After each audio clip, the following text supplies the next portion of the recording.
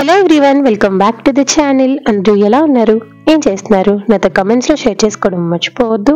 మేమైతే బాగున్నాం. And welcome back to another day in my life. ఈరోజు వీడియోలో ఒక busy day morning to evening routine బ్లాగ్ని షేర్ చేస్తాను. యాక్చువల్గా వీకెండ్స్ నేను బ్లాగ్ పోస్ట్ చేయను, కాకపోతే నిన్న కొంచెం బిజీగా ఉండడం వల్ల కుదరలేదు. అప్పటికి ట్రై చేశాను కానీ ఇంకా వీలవ్వక ఈరోజు పోస్ట్ చేయాల్సి వస్తుంది.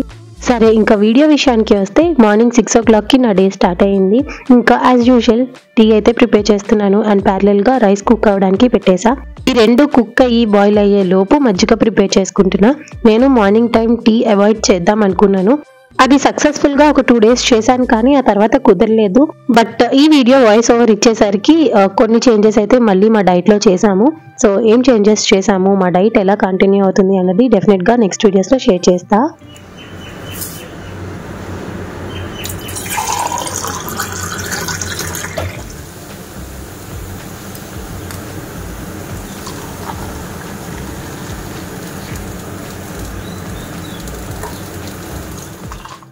ఇంకలా వాళ్ళిద్దరికి టీ ఇచ్చేసాను. ఆ తర్వాత నేనైతే మజ్జిగ తాగేసాను. ఇప్పుడు టిఫిన్ ప్రిపేర్ చేస్తున్నాను అనమాట. ఈరోజు మార్నింగ్ టిఫిన్లోకి ఇడ్లీ అలాంగ్ విత్ కొత్తిమీర tomato chutney.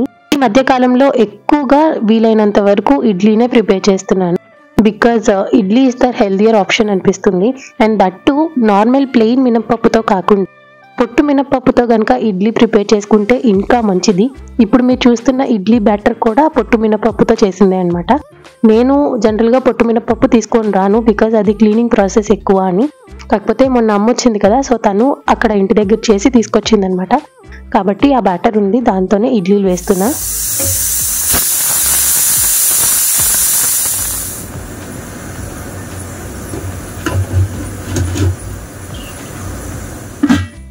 And here comes another edition to our diet, అదే రాగి మాల్ట్ అనమాట.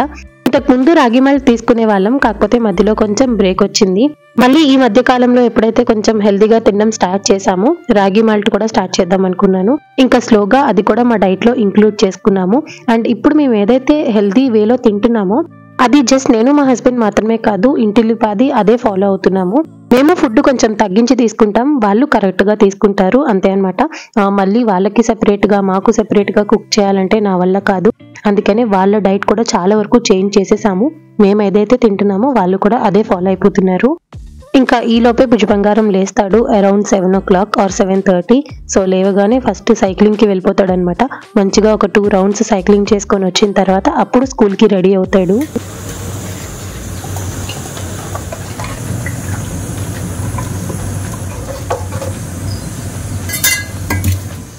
వన్స్ ఆడు సైక్లింగ్కి వెళ్ళిన తర్వాత ఇంట్లో ఉన్న విండోస్ అన్నీ ఓపెన్ చేసేస్తాను, సో దట్ మంచి వెంటిలేషన్ వస్తుంది అండ్ చాలా పాజిటివ్గా అనిపిస్తుంది అండి. క్లోజ్డ్ స్పేస్లో ఉంటే ఆ డార్క్నెస్లో ఏ పని చేయబుద్దేదు. టచ్ వుడ్ ఇక్కడ ఫుల్ వెంటిలేషన్ ఉంటుంది కాబట్టి మార్నింగ్ టైం మొత్తం డోర్స్ అండ్ విండోస్ ఓపెన్లోనే ఉంచుతాను. చాలా రేర్గా మార్నింగ్ టైం లైట్ ఆన్ చేస్తాము, అది కూడా వీడియో షూట్ చేసినప్పుడే. బికాస్ వీడియోస్లోకి ఆ బ్రైట్నెస్ కరెక్ట్గా ఉంటేనే కదా చూడడానికి బాగుంటుంది. ఇంకా బ్రైట్నెస్ అడ్జస్ట్ చేసుకోవడానికి లైట్ ఆన్ చేస్తాను అంతే. సరే, ఇంక ఇక్కడైతే చట్నీ ప్రిపేర్ చేస్తున్నాను. ఈరోజు టొమాటో ఇంకా కొత్తిమీర చట్నీ చేస్తా అని చెప్పాను కదా, కొంచెం డిఫరెంట్గా ఉంటుంది. ప్రాసెస్ ఏంటో చూసేద్దాం. ఫస్ట్ ప్యాన్లోని 1 స్పూన్ ఆయిల్ యాడ్ చేసుకోవాలి, ఎక్కువేం అవసరం లేదు. అది కొంచెం వేడైన తర్వాత pumpkin seeds, sunflower seeds, melon seeds each 1 spoon add చేసుకున్నాను. ఇంకా అలానే ఒక 3 బాదమ్స్, 3 వాల్నట్స్తో పాటు కొంచెం ఆవాలు, జీలకర్ర, 5 నుంచి 6 వెల్లుల్లిపాయ రెబ్బలు, కారానికి తగ్గట్టు పచ్చిమిరపకాయలు, కరివేపాకు వేసి మొత్తం అన్ని కూడా లో ఫ్లేమ్లో పెట్టి దోరగా ఫ్రై చేసుకోవాలి. వన్స్ ఇవి ఫ్రై అయిన తర్వాత అప్పుడు ఇందులోని నేనైతే ఇక్కడ 3 మీడియం సైజ్ టొమాటోస్ తీసుకున్నాను. అవన్నీ కూడా పీసెస్గా కట్ చేసి యాడ్ చేసుకోవాలి. వన్స్ టొమాటోస్ ఫ్రై అవుతున్నప్పుడే ఇందులోని కట్ చేసి పెట్టిన కొత్తిమీర కూడా యాడ్ చేసుకోవాలి. ఇప్పుడు ఇందులోని రుచికి సరిపడా ఉప్పు యాడ్ చేసి ఈ టొమాటో ఇంకా కొత్తిమీర మంచిగా మగ్గేంత వరకు లో ఫ్లేమ్లోని మూత పెట్టేసి కుక్ చేసుకోవాలి. వన్స్ ఇవన్నీ బాగా మగ్గిన తర్వాత స్టవ్ ఆఫ్ చేసేసి పూర్తిగా చల్లారిన తర్వాత మిక్సీ పట్టేసుకోవడమే. నార్మల్గా అయితే టొమాటోని స్కిప్ చేసి సేమ్ ఇదే ప్రాసెస్లో ఓన్లీ కొత్తిమీర ఇంకా కొంచెం చింతపండు వేసి కూడా చట్నీ ప్రిపేర్ చేసుకోవచ్చు. అలా కూడా టేస్ట్ బాగుంటుంది, కాకపోతే హెల్త్కి అంత మంచిది కాదు చింతపండు రెగ్యులర్గా తీసుకోవడం. అందుకనే నేను కంప్లీట్గా చింతపండుని అవాయిడ్ చేసేసాను. చింతపండు ప్లేస్లోని ఇలా టొమాటో కానీ లేకపోతే రా మ్యాంగో పౌడర్ కానీ యూస్ చేస్తున్నా. ఈవెన్ నాకు నోస్ ప్రాబ్లం వచ్చినప్పుడు డాక్టర్ దగ్గరికి వెళ్తే వాళ్ళు కూడా అదే అన్నారనమాట, చింతపండు ఇంకా వైటమిన్ సి ఫుడ్స్ ఏవి కూడా తీసుకోవద్దు అని. సో అందుకనే చింతపండుని రీప్లేస్ చేస్తూ ఎక్కువగా టొమాటోస్ వేసి చట్నీలు ప్రిపేర్ చేస్తున్నాను. ఇంక ఇక్కడైతే భుజ్ బంగారం లంచ్ బాక్స్కి ఎగ్ రైస్ ప్రిపేర్ చేశాను. యాక్చువల్గా ఆ రోజు ఇంట్లో రొయ్యలు ఉన్నాయి, కాకపోతే ఏదో ఒక ఆకుకూర వేసి రొయ్యలు వండుదాం కదా అనుకున్నాను. మార్కెట్కి వెళ్ళాలి, కాకపోతే చూసారు కదా బ్యాక్ ఎండ్లో మా హస్బెండ్కి back to back office calls ఉన్నాయన్నమాట. ప్రెసెంట్ వెళ్ళే సూచనలు ఏవి కనిపించట్లేదు. అందుకనే వియాన్ బాబుని అడిగాను ఏం కుక్ చేయాలి అని. వాడు సింపుల్గా ఎగ్ రైస్ చేసే మమ్మీ అన్నాడు. ఇంకా వాడి కోసం మాత్రమే సెపరేట్గా ఎగ్ రైస్ ప్రిపేర్ చేసేసాను. ఇంకా లంచ్ బాక్స్ ప్యాక్ చేయాలి, కానీ ఈ లోపు పచ్చడికి మంచిగా అంతా చల్లగా అయిపోయింది. ఇప్పుడు ఇంకా మిక్సీ పట్టేసా, అంతే కొత్తిమీర టొమాటో చట్నీ రెడీ. ఈ చట్నీ టిఫిన్స్ అంటే ఇడ్లీ, దోశ, చపాతీ, రోటీ, నాన్ ఇలా వీటిల్లోకే కాదు, వేడి వేడి అన్నంలో మిక్స్ చేసుకొని తిన్నా చాలా బాగుంటుంది. ఒకసారి ట్రై చేయండి. ఇక్కడైతే ఫస్ట్ భుజ్ బంగారానికి ఇడ్లీ పెట్టేసి ఇచ్చేసాను. ఈ లోపు అంబలి కొంచెం చల్లారింది, అందులోని పెరుగు మిక్స్ చేసి ఇచ్చేసాను అనుకోండి, మంచిగా అంబలి తాగేసి స్కూల్కి వెళ్ళిపోతాడు. వాడికి మార్నింగ్ టైం పాలు ఇవ్వడం మానేశాను అనమాట, ఎందుకంటే ఒక పక్క టిఫిన్ ఈ అంబలి తాగేసరికి వాడికి చాలా హెవీగా ఉంటది. ఇడ్లీలు నేను పెట్టడం 4 పెట్టాను, కానీ వాడు ఒకే ఇడ్లీ తినేసి ఈ అంబలి తాగేసి వెళ్తున్నాడు. ఇంతకు ముందైతే అట్లీస్ట్ ఒక్క ఇడ్లీ అయినా తినేవాడు కాదు. అందుకనే వియాన్ బాబుని మాత్రం తిండి విషయంలో ఎటువంటి ఫోర్స్ చేయను. వాడి చేత్తో వాడు తింటే గనక ఎంత తినాలో లిమిట్ వాడికి తెలుసు కాబట్టి అంతే తింటాడు.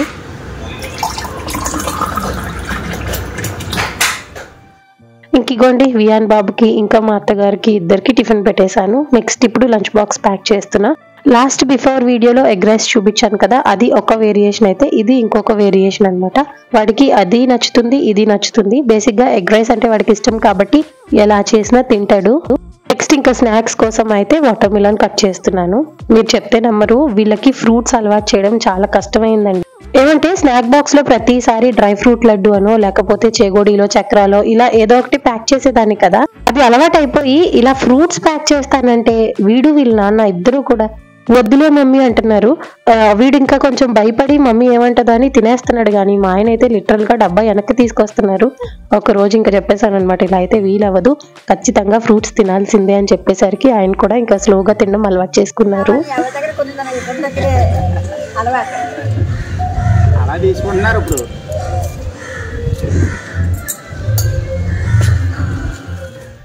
ఇంకా చూసారు కదా మంచిగా దీపం ఆయిల్ అమ్మే వాళ్ళు వస్తే కొంచెం ఆయిల్ తీసుకున్నాను. ఇక్కడ వీలైనంత వరకు నిత్య దీపారాధన చేసుకుంటాను, కాకపోతే ఎలా లేదన్నా మంత్లీ ఒక 1 వీక్ బ్రేక్ వస్తుంది due to our regular PMS.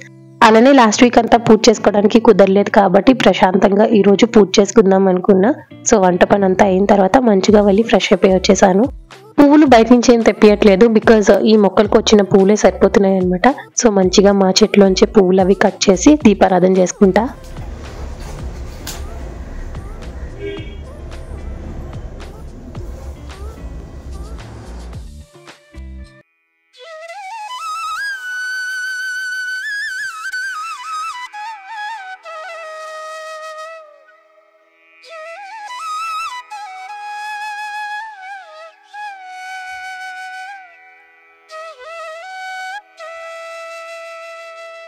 ఒక 1 వీక్ తర్వాత దీపారాధన చేసేసరికి ఆ దీపం వెలుగుల్లో దేవుణ్ణి చూస్తే చాలా ప్రశాంతంగా అనిపించింది.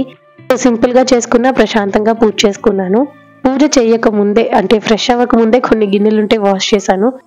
రొయ్యలు కూడా తీసి బయటను పెట్టాను అనమాట, పూజ అయ్యాక వండుదామని చెప్పేసి.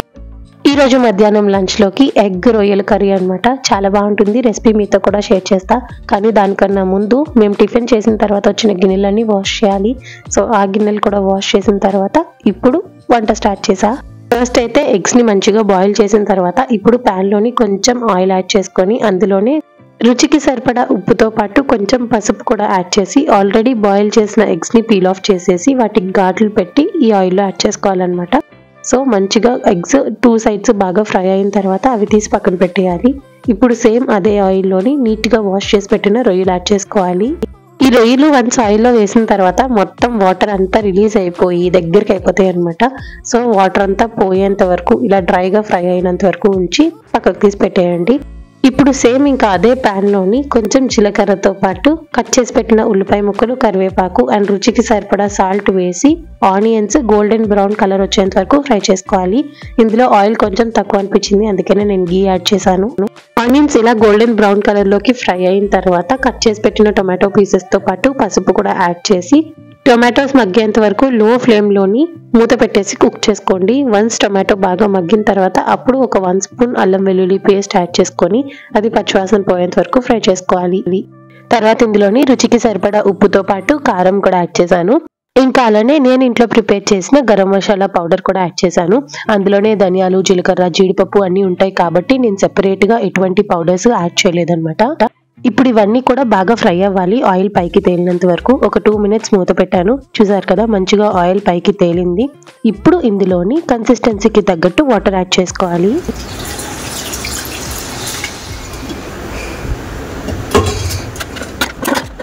ఈ గిన్నెలన్నీ వాష్ చేయడం ఒక ఎత్తు అయితే అవి మళ్ళీ అరేంజ్ చేసుకునే ప్రాసెస్ అబ్బా నాకు చాలా విసుగొస్తుంది. పోతే ఐ ఎంజాయ్ డూయింగ్ ఇట్. ఎందుకంటే అలా ఉంచేసాను అనుకోండి ఎక్కువైపోయి ఒకేసారి చేసుకోవాలంటే చాలా కష్టము. అందుకనే కొంచెం కొంచెంగా ఉన్నప్పుడే ఎక్కడికక్కడ క్లీన్ చేసి పెట్టేసుకుంటాను. So that counter top clean గా ఉంటుంది అండ్ ఎక్కడ సామాన్లు అక్కడ నీట్ గా అరేంజ్ అయి ఉంటాయి. గిన్నెలన్నీ సర్దుకునే లోపు ఇక్కడ వాటర్ బాగా బాయిల్ అయింది. ఇప్పుడు ఇందులోని ముందుగానే ఫ్రై చేసి పెట్టిన రొయ్యలతో పాటు ఎగ్స్ కూడా యాడ్ చేశాను. ఇప్పుడు ఇది మినిమం ఒక 10 to 15 మినిట్స్ పాటైనా లో ఫ్లేమ్ లో పెట్టి కుక్ చేసుకోవాలి.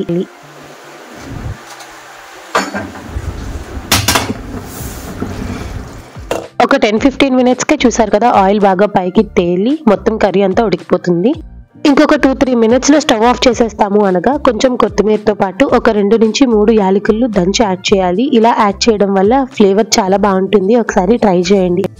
వన్స్ ఇలా యాలక్కాయలు యాడ్ చేసిన తర్వాత ఒక 2 మినిట్స్ అలా బాయిల్ చేసుకొని ఇంకా స్టవ్ ఆఫ్ చేసేసుకోవడమే. అంతే, వేడి వేడి కోడిగుడ్డు రొయ్యల కర్రీ రెడీ అయిపోయినట్టే. ఇది plain white rice or else any flavoured rice, masala rice, లేకపోతే ఇడ్లీ, దోశ, చపాతీ, రోటీ, నాన్ ఇలా దేంట్లోకైనా బాగుంటుంది. ఒకసారి ట్రై చేయండి. ఇంకా కర్రీ ప్రిపేర్ అయ్యేసరికి ఆల్మోస్ట్ 11:30 quarter to 12 అలా అయిపోయింది అనమాట. ఇంకా వెంటనే ఫస్ట్ మా అత్తగారికి అన్నం పెట్టేశాను. నెక్స్ట్ ఇప్పుడు వంట చేశాను కదా, ఆ తర్వాత వచ్చిన గిన్నెలన్నీ నీట్ గా వాష్ చేసేసాను. నేను వంట చేసేటప్పుడు ఒక ఈజీ రూల్ ఫాలో అవుతాను. ఏంటంటే వెజ్ కుక్ చేసినా నాన్ వెజ్ కుక్ చేసినా వంట అయిపోయిన వెంటనే ఆ కర్రీయో పప్పో సాంబార్ ఏదైనా సరే వేరే దాంట్లోకి డిష్ అవుట్ చేసేస్తాను. ఇలా చేయడం వల్ల కడాయికి ఆ మసాలా ఫ్లేవర్స్ ఏమీ పట్టవు, నాన్ వెజ్ స్మెల్ అనేది ఉండదు. కళాయి ఎప్పటికప్పుడు నీట్ గా ఫ్రెష్ గా ఉంటుంది అనమాట నెక్స్ట్ యూస్ కి. సో నేనైతే ఇదే ఫాలో అవుతాను. ఇంక ఇక్కడతో ఆఫ్టర్నూన్ షోస్ అంతా కంప్లీట్ అయిపోయింది. మంచిగా లంచ్ చేసిన తర్వాత వీడియోకి ఏమైనా వాయిస్ ఓవర్ ఉంటే అదంతా చూసుకుంటాను.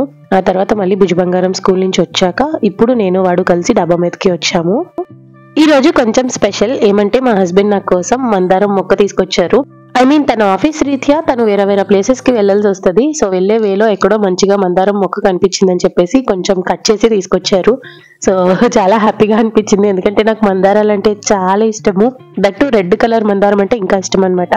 నాకున్న ఈ మొక్కల మీద ఇంట్రెస్ట్ చూసి ఆయన నా కోసం అని చెప్పేసి అమెజాన్ లో ఈ టూల్స్ అవి ఆర్డర్ చేశారనమాట. నార్మల్ గా ఒక చిన్న మొక్క తీసుకొస్తేనే ఫుల్ హ్యాపీ అయిపోతాను. అట్లాంటిది ఈ గార్డెనింగ్ కి కావాల్సిన టూల్స్ అన్ని ఇప్పించేసరికి చాలా హ్యాపీగా అనిపించి ఇప్పుడైతే ఆయన తీసుకొచ్చిన కొమ్మని నాటుతున్నాను. యాక్చువల్గా ఇది సరిగ్గా సర్వైవ్ అవ్వలేదు. ఎందుకంటే మీరు చూడొచ్చు అప్పటికే కొంచెం వడిలిపోయినట్టు అయిపోయింది. అయినా ముందు రోజు పొద్దున్న ఎప్పుడో కట్ చేశారంట. నాకు నైట్ ఆల్మోస్ట్ 10:30-11 అవుతుంది అప్పుడు చెప్పారు ఇలా మొక్క తీసుకొచ్చాను అని. నైట్ ఆ టైంలో నాటడం కరెక్ట్ కాదని చెప్పేసి ఇంకా వాటర్లో పెట్టేశాను. నెక్స్ట్ డే నాకున్న పనులతో కుదరలేదనమాట. నేను నాటేసరికి ఈవినింగ్ అయిపోయింది. దానివల్ల ఆ మొక్క కొంచెం వడిలిపోయినట్టు అయిపోయి అంతగా సర్వైవ్ అవ్వలేదు.